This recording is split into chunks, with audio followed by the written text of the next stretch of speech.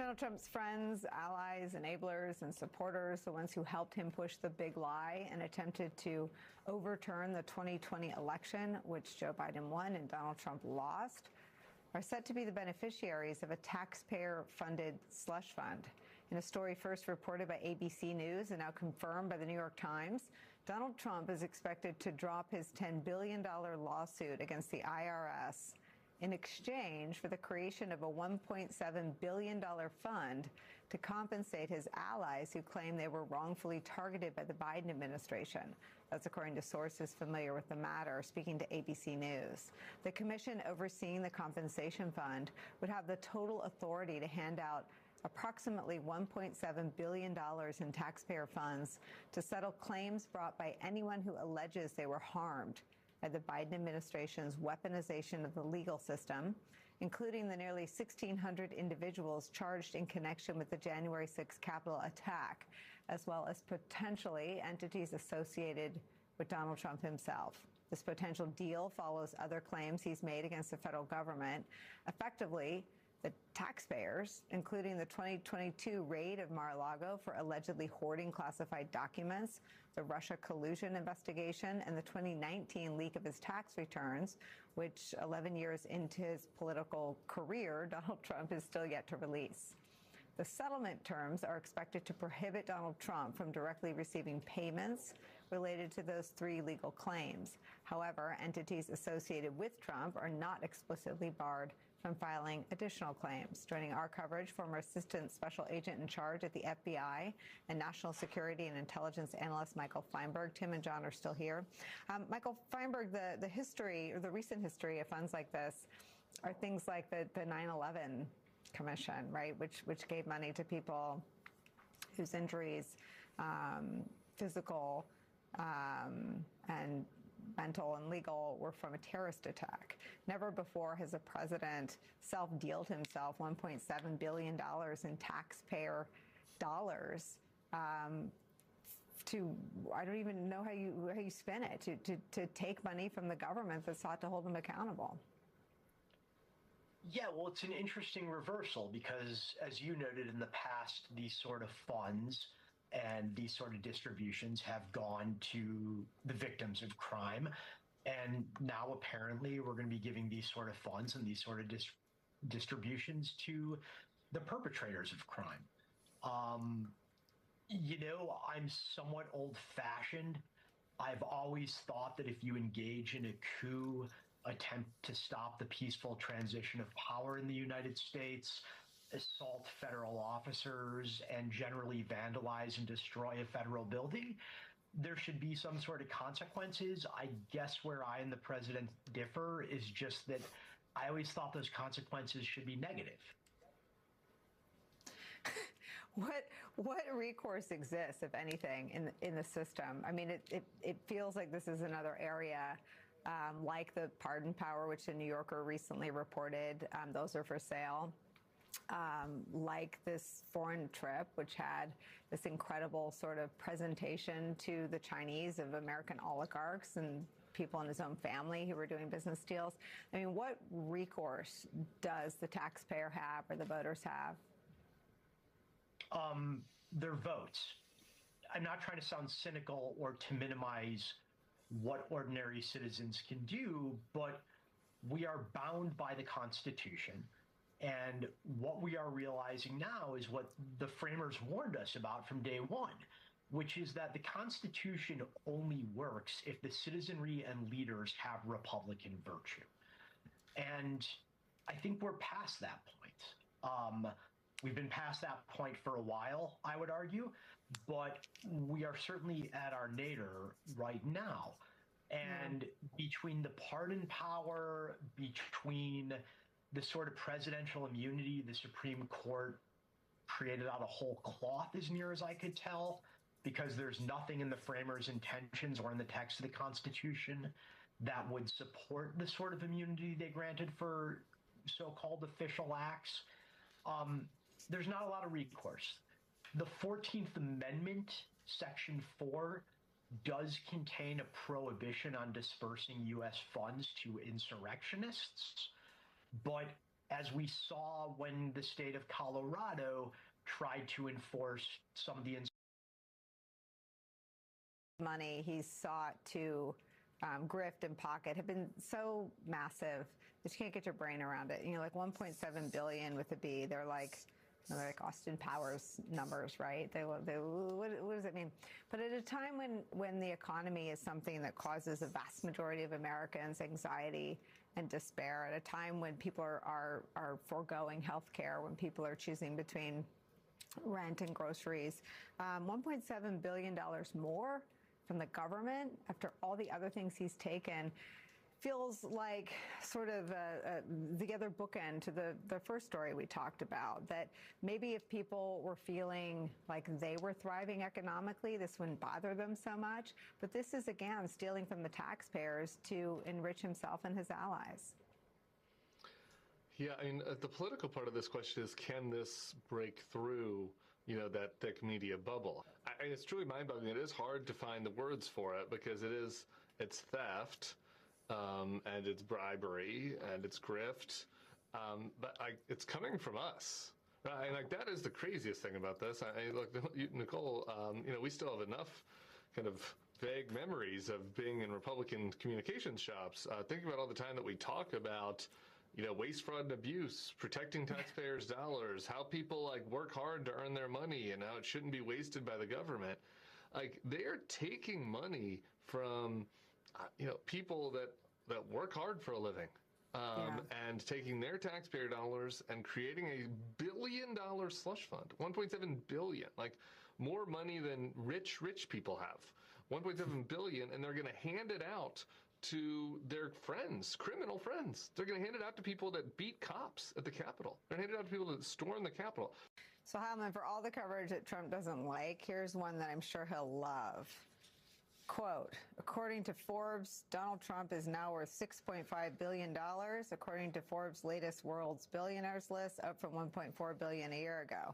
And while he'll like enriching himself to the tune of $5.1 billion in 12 months, he didn't make the money in a successful business venture. He took it. Well, you know, I mean, we'd all would like to see our net worth go up. $5 billion. $5.1 billion in 12 months. Like he didn't like invent something. It's incredible. Well, of course not. Incredible. And you know, there have been corrupt presidents in America. There's nothing like this. This is on like, you know, orders of magnitude more corrupt than any other president in the history of the country by far, in terms of just dollar value. In any adjusted for inflation, there's nothing like this before that we've ever seen before. And it's so spectacularly egregious that it's almost hard to get your head around it. And we were just talking off camera about this. I think, you know, people do.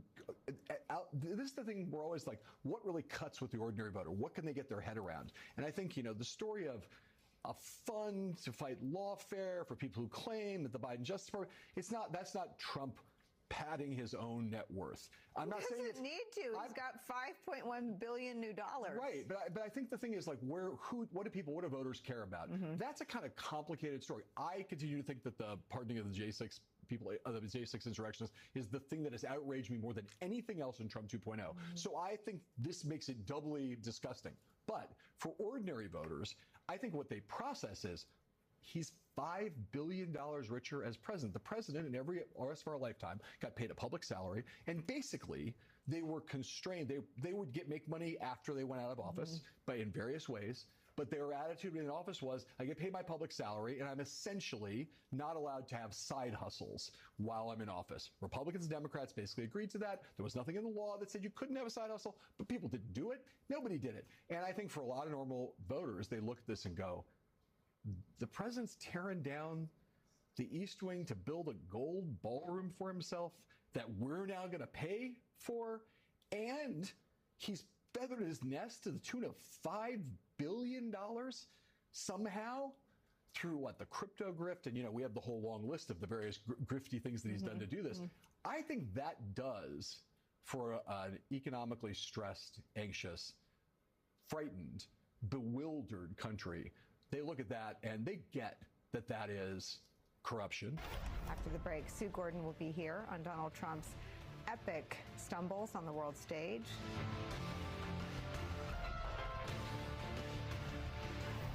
former Principal Deputy Director of National Intelligence, our good friend Sue Gordon. Thank you for being here. You're welcome, Nicolle. Good to see you. Let's start with the trip. What is your assessment of both the substance of the trip and the reaction from the two leaders, Trump and Xi? So I guess on the top line, nothing bad happened so far, right? But I think we need to be clear that there were two different games isn't the right word, but it's the one I'll use today. Two different games being played. One was about deliverables. One was about position and strategy. And we were not on the position and strategy side. And with China, we've been here before of thinking that we could get them to want to have our values by welcoming them into the free market system. And interestingly enough, President Donald Trump in his first term was one of the people that sounded the strongest alarm on what China was doing. So anything that he might do that doesn't recognize what their imperatives are, that are very different from ours, is problematic. That he got what sound to be deliverables, whether it is Boeing jets or soybeans, and they have not yet manifested, so who knows about that. They aren't even strategically big deals in the grand scheme of where we've been left economically with them. And none of them are about the big issues. So, and if you listen to it, Xi signaled this. He was very clear. His warning about the Thucydides trap was, hey, big boy, we're an ascending power. And history is replete with existing powers that didn't recognize that moment. So he was very clear. She did not back on any of his positions. And his messaging on Taiwan was also very clear. And again, the importance of Taiwan to the United States, yes, we don't like big powers trampling over smaller powers. Taiwan is one of the world's really strong free and open market societies, and to lose that, to say that, well, I don't know, it's the strait, is just not reflective of its strategic importance in a world order that is reforming at the moment. So I don't think it's very hard to understand what happened here. The president went in with some things he needed. He came away with rhetoric and a few deals. And Xi didn't change one whit on his strategic position about the things he needed. So I don't think this is mysterious in terms of how it actually played out. Sue, in the early months of covering the war in Ukraine, a lot of people pointed to, the global implications of the United States of America not supporting Ukraine, and then the blow up in the Oval Office having global implications. And it wasn't clear if Trump didn't believe them or didn't care or saw sort of Putin's sphere of influence and seemed to think, well, Putin has a right to that. That's in his sphere. I mean, his response to the questions about Chinese spying, which has been a national security imperative for American presidents of both political parties forever, to just shrug it off and be like, everybody does it. It's reminiscent of his answer when he was running for president to Joe and Mika on Morning Joe, when they said, Putin isn't like us, he kills people. And Trump says, we kill people too. I mean, what is the impact around the world? What assessments are being rewritten today with Donald Trump equating our foreign policy sort of worldview and imperatives and how we operate as being exactly the same as China? Yeah. So let me start with he's wrong. It isn't the same. At least still, for the next little bit, we're a nation of laws. There is a bright line between our government and our private sector. Are you sure? What? Yeah. Are you sure? Well, still? Well, I guess it's a great point. Thanks for depressing me even further today. No, but I'm just going to say that there is a difference.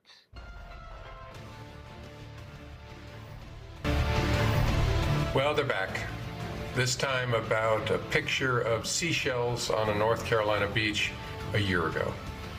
And this won't be the end of it. But nothing has changed with me. I'm still innocent. I'm still not afraid. And I still believe in the independent federal judiciary. So let's go. It was almost exactly 1 year ago. The former director of the FBI, Jim Comey, was on this program at this table talking about that picture of seashells that he came across on a walk on the beach. They spell out 8647. And he's continuing to stand by what he told us then, that at the time he didn't know there was any violent interpretation behind that commonly used restaurant term, 86, and that he did not at any point intend for his post to be perceived that way, and certainly not for it to be viewed as a call for the assassination of number 47. But he deleted the post when he heard that those sorts of things were being alleged, and including by Donald Trump and members of his cabinet.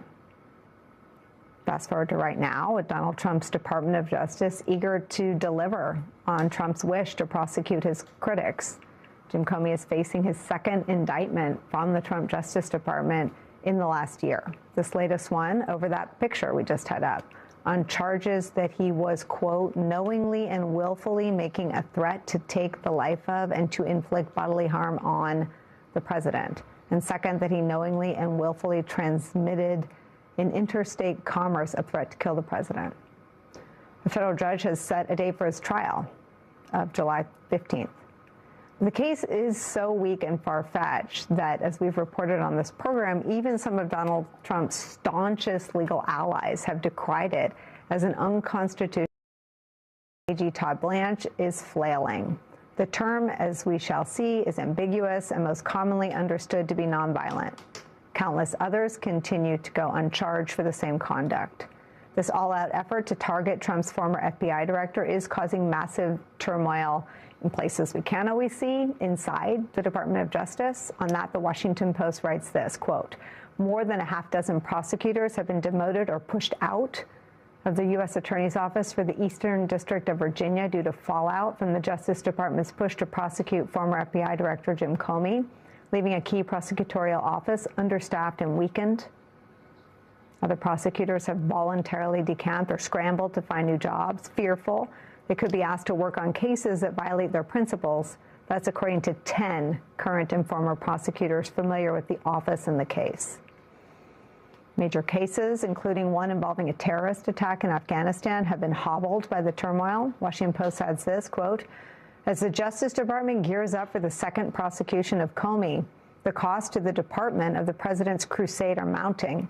The shockwaves rippling through the Justice Department underline the high price of the president's single-minded pursuit of his adversaries to its personnel, resources, and mission. Joining us for his first interview since he was indicted by the Trump Justice Department for a second time, former director of the FBI, Jim Comey. His new book, Red Verdict, you dedicate it, though, to the men and women I just reported on, that the Washington Post reports on, the men and women who've either been purged from or who have left the Department of Justice. Yeah, there's a lot of pain in the department right now. Good people sacrificing their careers to do the right thing. I'm inspired by that, but I feel awful that they have to do it. And there are so many other good ones hanging on, trying not to have to leave the department. It's a time of pain and loss for a lot of good people. That's why I talked about them in my dedication and the acknowledgments. What is your family's pain like right now? Look, it's bad to be indicted. It's bad when someone you love is indicted, but they've kind of gotten used to the fact that because I've been a critic of Donald Trump, I'm a target. I'm sure John Brennan's family feels that way, Jim Clapper's family, and lots of others. There's a cost to speaking up in this strange era, awful era we're in now. And I think they accept that. I think they're proud that I act the way I do. I'm not going to be quiet. I'm going to continue to speak about what I believe. But of course, it's a burden for a family. That to me is a part that I regret, but they're strong people. You had other family members though serving in the department, your daughter and your son-in-law? Right. My daughter was a superstar prosecutor in the Southern District of New York and was fired only because she has my last name. That's stupid, that's immoral, that's illegal in my view, and painful. She'll be okay. I mean, she got a job at a law firm, and someday I hope she'll go back to the Department of Justice. My son-in-law, who was the Deputy Chief of National Security at that Virginia U.S. Attorney's Office, quit the day they first indicted me. Also just a tragedy to have that apolitical talent leave the department. God willing, he'll be back someday, but it both tells you the quality of the people that this organization typically has and the cost with Donald Trump at the top. Do you know Todd Blanche? Did you ever run in the same SDNY circles? I don't. I think he might have been a paralegal when I was the U.S. attorney there, but I don't know him. Not saying that to be facetious. No, I think he started out as a paralegal, which is an important role, but you don't have much to do with the U.S. attorney. I ask because I went back and looked, and Donald Trump first used Twitter to call for your prosecution in 2017 or 18, and some combination of Don McGahn, then the White House counsel, Jeff Sessions, then the U.S. attorney, Bill Barr, who came next. There was one guy in between. And then Pam Bondi, I guess, who allowed this to go forward, but only at great cost to that office, which was essentially hollowed out. The variable isn't Donald Trump's desire to see you prosecuted, it's Todd Blanche. And so I wonder if you think there's anything personal there. I don't think so. I think it's just Donald Trump continuing to move through people until he finds those who will literally do whatever he says. Maybe he's found that with Mr. Blanche, maybe not. Maybe his standards will be too high, as apparently Pam Bondi's were, which is a bit of a shock. Just saying something? Yeah, and so she's apparently headed for some important private sector job we haven't heard about yet. That may be Mr. Blanche's future, or maybe not. I don't know. But Donald Trump has a bottomless desire to gain revenge against those who've criticized him. And I'm not going to stop criticizing him because I think that's required if you care about America. And so it will just keep going. If he gets rid of Blanche, he'll try to find someone else. Look, at the bottom of every barrel, there are still apples. And so he will find someone to do what he wants to do. Do you think that's where we are with Todd Blanche, at the bottom of the barrel? Only time will tell. I mean, Pam Bondi, I thought, was not a good fit for the role, and her standards are apparently too high. So we'll see. What is it that you are accused of doing? In the current indictment, making and communicating a threat to assassinate the President of the United States. And what did you actually do? What is your defense? I'm not going to talk about that because as I've said many times, I believe in the independent federal judiciary, and the court rules require that if you're participating in a criminal case, you don't talk about it outside of court. And so we'll have a lot to say in the courtroom, but I want to respect the rules and the court. Then absent any specifics, I mean, he has said to my colleague, Kristen Welker, that they're not investigating anyone else who posted this message, 8647, just you. Were you aware that you were under investigation, or are you aware of what the other evidence is they have other than that message, which is on Amazon right now for sale? Yeah, I hate to stiff arm you, but I'm going to do the same thing. It's very important that we respect and obey the rules of the federal court in North Carolina and everywhere, even if others don't. And so I'm not going to talk about that. Except to say, as I said earlier, I am not only not guilty, I am innocent, and we will pursue this fully. The first time you were indicted, you released a video like that, and you, and I think you said it last time on this show, you talked about your faith in the independent judiciary. Do you think that is the only leg standing? Yes. There are good people holding the line in the intelligence community, in the law enforcement community, and among federal prosecutors at great risk to themselves. But because of the risk to themselves, it's not a reliable leg. The federal judges are a reliable leg. No matter who appointed them, they believe in something, and it's very different from the way that Donald Trump approaches justice. Someone made the point when you said that the first time that a stool can't stand on one leg. I mean, how long can we balance on one leg as a country? We're going to have to balance for another 2 years, and I think we can do it after 250 years of doing that. The genius of the founders' design is that the federal judiciary really does stand apart. I've dealt with federal judges my whole career. There's a powerful culture that goes to bedrock there. they care about their reputation and reality to be people of integrity and people who wear a blindfold in deciding cases. And so it's a tough act to balance on one leg, but I believe the federal judges can. And we'll get another leg, I believe, in November. There'll be 2 legs on the stool after the coming wave, which I'm no expert, but I think that's coming. The American people feel this and have had enough of this. What is it like to see people who are your detractors, people like Jonathan Turley, defend you and basically denigrate the case that's been brought against you? Makes you a little nervous. I was sort of like, how bad is it that Jonathan Turley is now a Comey defender? But it's interesting. Yeah, I don't know. And I'm not sure what he means by crawling inside one of my shelves or whatever, but I think that it's important that people speak in an honest, open way about these things. Again, I don't want to talk about my case. They're chasing John Brennan just because he has spoken out and spoken the truth. I don't care where you are on the political spectrum. That should offend you, and you ought to stand your butt up and speak about it. Why do you think people like Lisa Monaco and Merrick Garland stay quiet? I don't know. I mean, I can't look inside someone else's life. I've not walked in their shoes at all. I think. But or Chris Wray. I mean, you've walked exactly in his shoes. Why wouldn't it be helpful if he was out there as Chris Christie's former attorney, as a Republican president's handpicked replacement for you, defending the men and women of the Bureau? Look, I would like to see it, but I don't know how he thinks about it. What I hope has not happened is that Donald Trump's aiming at people like me and Brennan and Clapper and others has chilled those people, made them afraid to speak.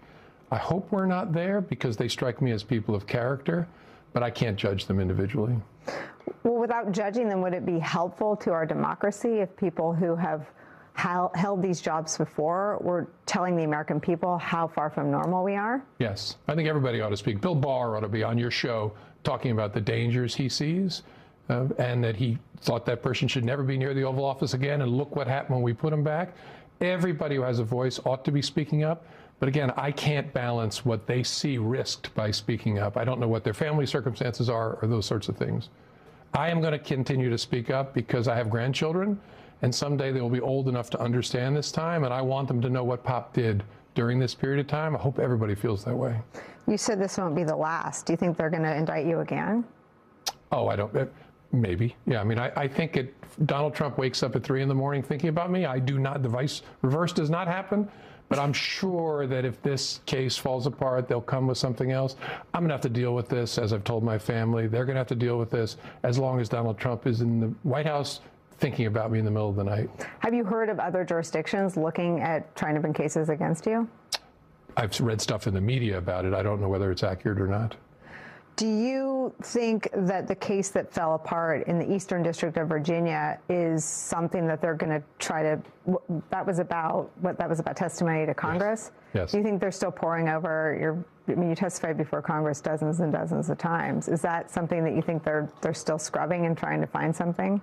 I guess maybe, but if there's a blessing, it's that the statute of limitations for alleged false statements is 5 years. So they had to hurry on the last one. They were running out of time. I haven't testified in front of Congress since the fall of 2020. So they're probably poring over things, but there's not, first of all, there are no false statements. And I don't think that's going to be productive. But they'll continue working on it because that's what the boss wants. I remember when you were on book tour. I think that might have been the first time I interviewed you. But your first interview, I think, was with George Stephanopoulos. And you talked about the first time you were around Trump's first team, which I think has turned over entirely with the exception of Jared Kushner. It reminded you of Cosa Nostra, of a mob family. That was such a better group of people, for lack of any other word. I mean, that first term included people like Jim Mattis and people like Jeff Sessions and people like John Kelly. I mean, what word would you use to describe this group? There doesn't appear to be anybody left who is willing to stand for institutional imperatives, norms, things like the rule of law in the face of a desire by the president. There were those people in the first term. Trump spotted it and wanted to make sure it didn't happen again. Apparently it happened a little bit, at least, with Pam Bondi, so she's gone. What it tells me is that he has found the crew that he was looking for. What does that mean for the country? It's bad. You never want time to fly, but it means it's going to be a very difficult 2 years and whatever it is, 2.5 years. Thank goodness for the elections this fall. Thank goodness for the judiciary. But we're in for a rough ride, which really shouldn't shock anyone who knew what Donald Trump was, who knew about January 6th, about the 2020 election lies. All of this was in some ways predictable, and now we're going to have to live with it. I'm going to have to live with it. When he calls you a dirty cop, what is he talking about, and how does that make you feel? I don't. Honestly, it's crazy that I'm in a place where I'm 65 years old and I actually find it a little bit humorous to have this obsession by this 80-year-old man with me. I don't know. And I am an honest person. I am a person who was raised to stand up and speak out. I can't do any other. He is, based on media reports, investigating a grand conspiracy. His press secretary, Caroline Leavitt, went to the podium of the White House briefing room, I think in the summer, and described it as this, like Carrie Mathison, like if Carrie Mathison wasn't smart, scheme to cook the intelligence, and I don't know if it has Trump winning and then I don't know, but it involves you. I mean, do you think you will be investigated as part of their grand conspiracy investigation out of Florida? It's hard to say. That is really red string on the basement crazy wall stuff. And so it's hard to assess from a distance. I gather they found an 81-year-old guy, Joe DeGenova, to come back to government for the first time since Duran Duran was on the charts and lead an investigation. Again, they're trying to find people who will do that which principled people will not do. And so anything's possible with this crowd.